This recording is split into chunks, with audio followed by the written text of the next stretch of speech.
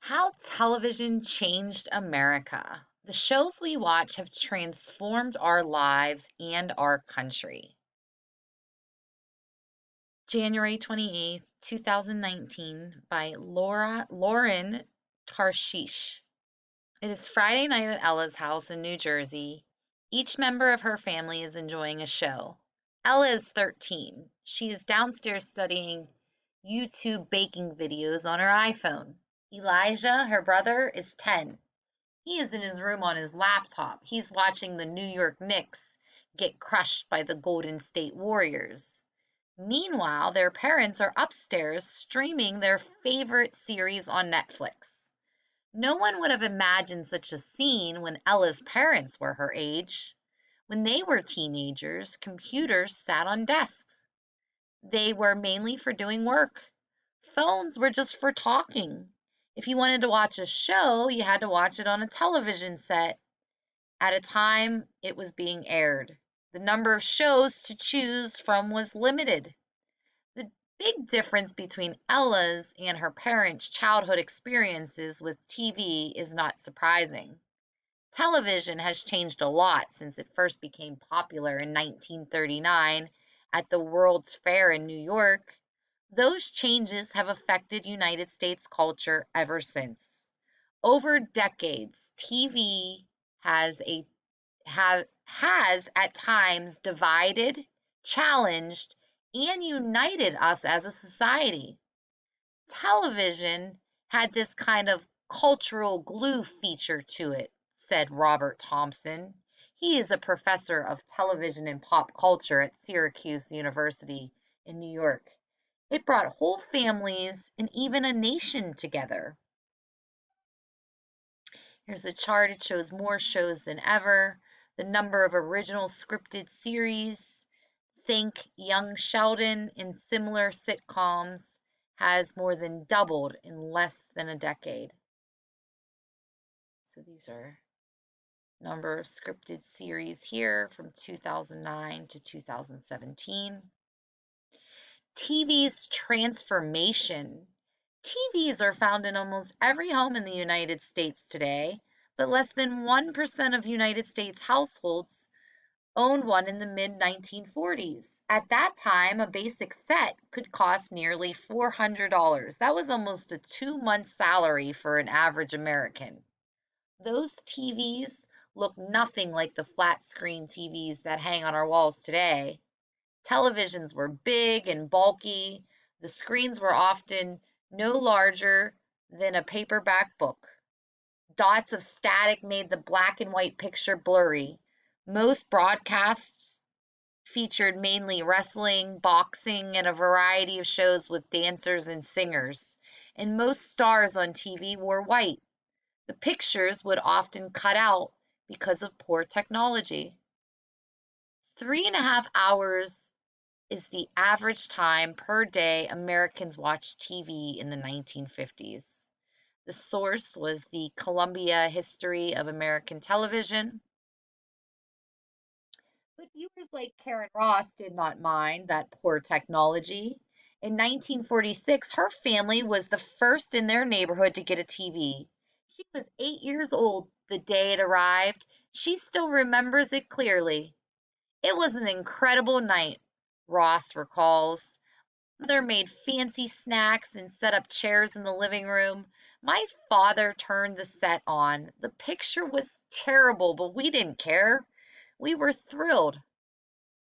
It was not long before TV quality improved, sets became cheaper, they had a larger screens and sharper images. By 1952, nearly one-third of United States families owned one. Color sets came along in the mid 1950s, and by 1956, three big national TV networks were competing for viewers with new programs. Those networks were ABC, NBC, and CBS. United by technology, Americans' love for TV grew. At the same time, the technology became a strong cultural force that brought people together. Families like the Rosses would rush through dinner so they could watch together. Whether you lived in a big city or a small town, you watched the same shows. That was mostly because people only had a few channels to choose from. Almost everyone watched and trusted the same news reports from the same three major nightly broadcasts. Technology improvements let television bring major events to American homes as they were happening. News anchor Walter Cronkite held back tears as he broke the news that President John F. Kennedy had been assassinated in 1963. The Beatles, a British pop music sensation, made their hugely popular United States debut on the Sullivan show the next year.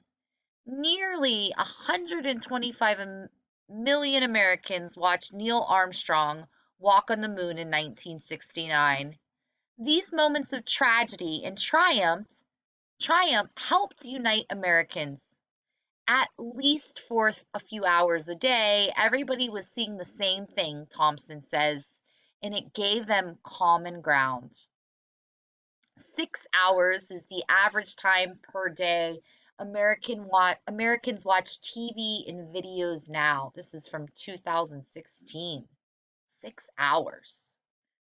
Growing divisions. That common ground started to fracture in the mid 1980s. Cable TV brought hundreds of new channels and shows. Some channels were dedicated just to one subject. There was ESPN for sports fans, CNN was for people who wanted nonstop news, Nickelodeon featured kid shows, MTV was for music video lovers. It was becoming more common for families to own multiple television sets. By 1985, more than one-third of United States households had two TVs.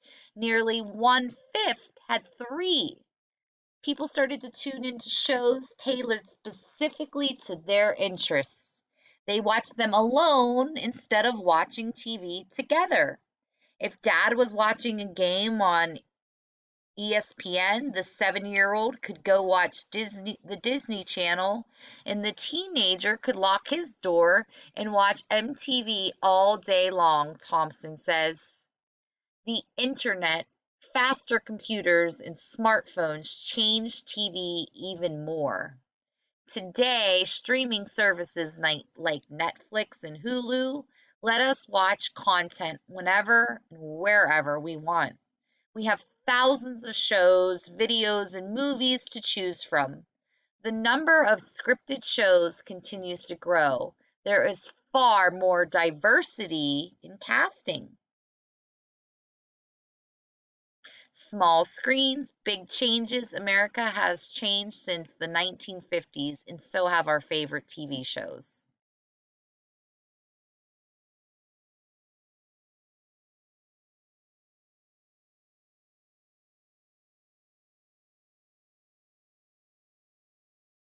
Lasting effects.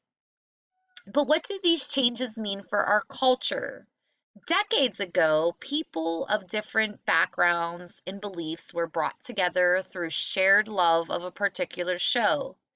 Teens across the country obsessed over the latest Star Trek episode, which they all had to watch at the same time. Kids everywhere watched the same cartoons on Saturday mornings. Studies have found that today few shows are popular everywhere.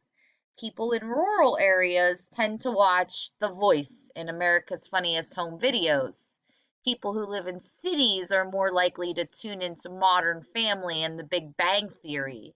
With so many choices, even the most popular shows grab only about 18 million viewers. That is a small fraction of the United States population. Could all these choices be making our nation and our families more divided? Some experts think so. When every single person can find their own shows that they want to watch, the good thing is they they get to find what they want, and people who had no voice before now have a voice on television, Thompson said. But at the same time, there are no longer any programs that all of us share. That is especially clear when it comes to the news shows, he says. People can tune into channels that support their political views without coming across ideas that might challenge their beliefs. Thompson says that setup has made the political divisions in our country worse. Ella has her own concerns. Watching their favorite shows alone means Ella's family spends less time together. Even though they are all in the same house, that is why they have committed to a once a month family movie night. They take turns choosing what to watch. I didn't like the idea at first, Ella says, but it's more fun than I expected.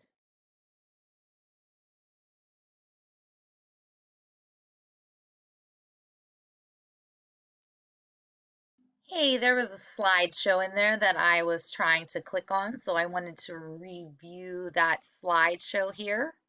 Redefining women's roles, strong, independent female roles grew more common as United States women fought for fair treatment at work. The Mary Tyler Moore Show led the way in the 1970s as one of the first sitcoms to focus on an unmarried working woman. Taking on serious issues, TV challenged viewers to face issues like racism and prejudice.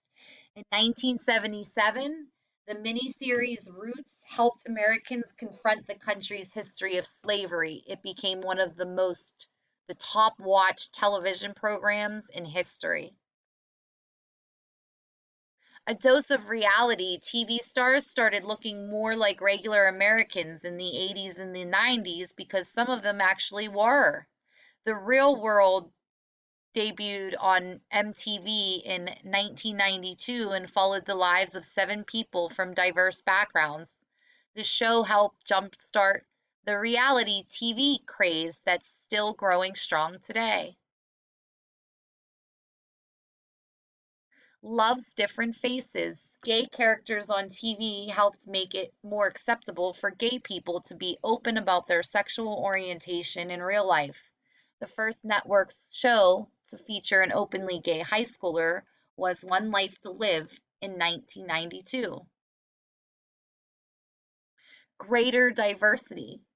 Early casts were mostly white, but in the past 50 years, hugely popular shows have focused on families of different races. Fresh Off the Boat, which debuted in 2015, marks the first successful United States sitcom with an Asian American led cast.